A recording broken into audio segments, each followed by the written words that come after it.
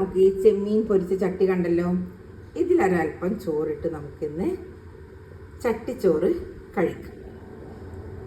ആദ്യം നമുക്ക് ഈ ചെമ്മീന് ഒരു പാത്രത്തിലോട്ട് മാറ്റാം.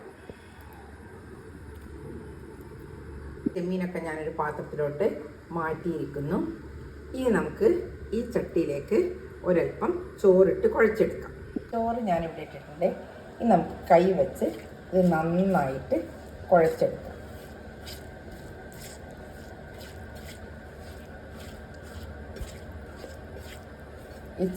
ഇനി നമുക്കിതിലേക്ക് കുറച്ച് ചെമ്മീനും കൂടെ ഇട്ട് കുഴച്ചെടുക്കാം.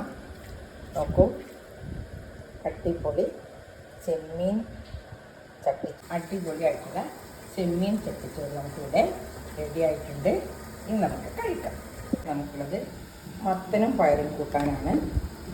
അത് ഒരൽപ്പം എടുക്കാം.